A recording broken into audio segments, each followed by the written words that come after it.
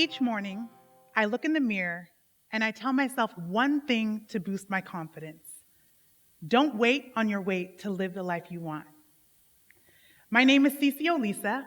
I co-founded the CURVYcon, a plus-size fashion convention during New York Fashion Week. I'm also a lifestyle influencer, which basically means I share my life with thousands of people on the internet. Growing up, I always wanted to be on stage. Dance, theater, singing.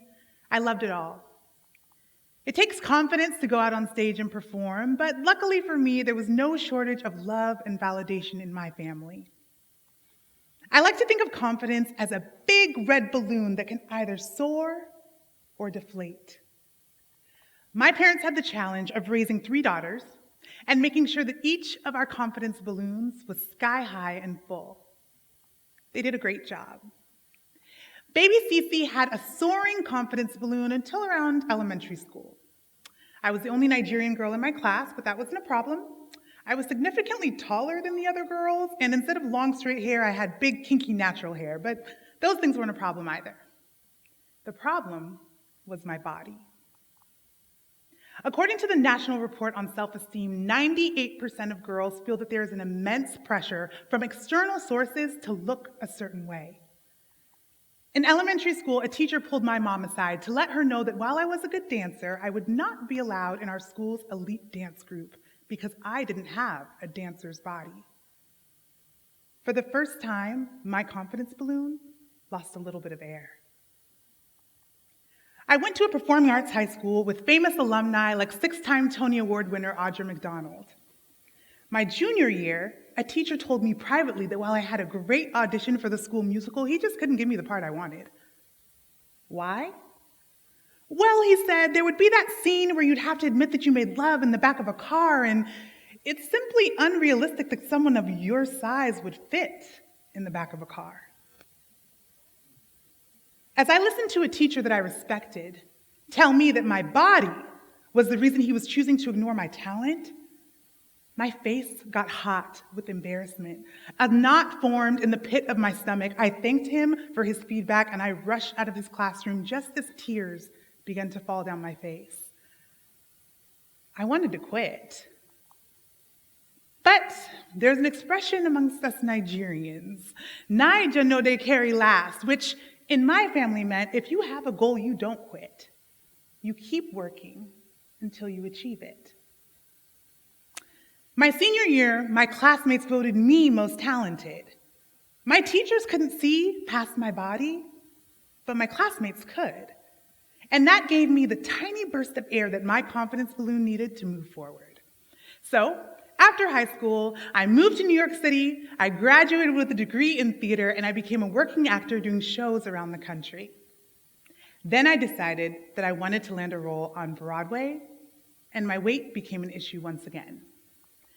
In final audition after final audition, I would have casting directors say, CeCe, gosh, we love your talent, but your weight. Did I diet? Sure. I could get smaller, but I could never get skinny. By the end of an entire year of rejection by casting directors, my confidence balloon was lying dead and lifeless on the floor. When I confided in the people I love most, that I thought that I would never have the career I wanted, the relationship I wanted, the life I wanted, unless I was skinny, their response was to hug me and tell me that I was beautiful, but that did nothing to revive my confidence. My parents couldn't revive my confidence for me, and neither could my friends. This time, I'd have to do it myself. So, when faced with the challenge of boosting my own confidence so that I could do what I loved on stage, I just quit. I stopped auditioning. I got a corporate job to pay the bills. I developed an eating disorder. I was miserable. And in an effort to stay creative and feel less alone, I got on the internet and started sharing my stories of what it was like to be an awkward plus-size girl in New York City. Forbes.com says that confidence is the outcome of the thoughts that we think and the actions we take. As my Instagram and YouTube audience gained a following, I went through a process that overhauled and rebuilt my self-confidence. Through that process, I learned 4 key steps to building self-confidence. I'd like to share those with you today. Sound good? Step 1, identify your perceived obstacle. Step 2, imagine what your life would look like if your obstacle disappeared. Step 3, address your perceived obstacle. Step 4, choose to live the life you imagine today. That was a lot to take in, right? All right, let's break it down. Step 1, identify your perceived obstacle. So for me, I thought that my confidence would greatly improve if I lost a bunch of weight. That may not be the thing for you, and that is okay. In order to identify what your perceived obstacle, I invite you to finish this sentence. My life would be perfect if... So what is it? What is that thing that you are using as an excuse to opt out of the life that you really want? Now comes the fun part. Step 2, imagine what your life would look like if that obstacle disappeared. According to a Harvard psychology study, the brain actually can't differentiate between a real memory and an imagined one. This is why visualization is so important. I'll give you an example. While you think about what your life would look like if your obstacle was gone. So, I used to fantasize about myself as a skinny person. I've never been skinny in my life, but I was obsessed with skinny CeCe and the life that she would live. In my head, skinny CeCe would travel the world. Skinny CeCe would wear what she wanted, not what would cover her up the most. She would get up in the morning and dress without shame. Skinny CeCe would do what I consider the most vulnerable act I could think of. Skinny CeCe would put a full body photo on her dating profile app. Now it's your turn. What does your life look like without your perceived obstacle? Are you sitting in a big corner office after a promotion? Are you boarding the plane to your dream vacation? While you think about that, let's move on to step 3. Address your perceived obstacle. Now, I am a firm believer in hiring therapists and coaches when it's time to level up. So when it was my turn to level up, I hired my first ever therapist, and I immersed myself into the world of online and body positivity. I decided, in order to address my perceived obstacle, I needed to remove skinny as a goal altogether. Now, before you say that I'm promoting obesity, I need you to hear me out for just a second. I was a 10-pound baby. So maybe, just maybe, I came into this world as a big girl, and it just is what it is.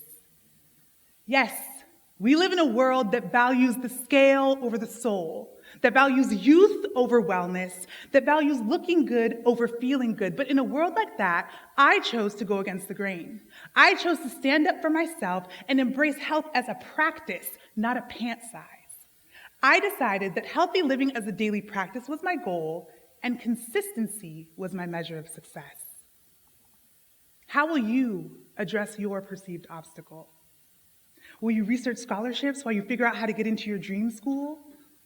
Will you reach out to a therapist about past traumas that are bothering you? I'm going to be really candid here. Step 3 can take a long time to figure out. So, while we work on step 3, we're going to get started on step 4 at the very same time. Step 4, choose to live the life you imagine today. What you're probably thinking is, CeCe, how can I live the life I imagine when I still have my obstacle, right? I can't do that. It's not true. You don't have to wait on your perceived obstacle, just like I didn't have to wait on my weight. Remember my skinny CeCe imaginary life? What did skinny CeCe do? Skinny CeCe traveled the world. Here I am, traveling the world. I'm not skinny. Skinny CeCe wore what she wanted. Here I am, wearing what I want. And I'm not skinny. Skinny CeCe put a full body photo on her dating profile app. Here I am.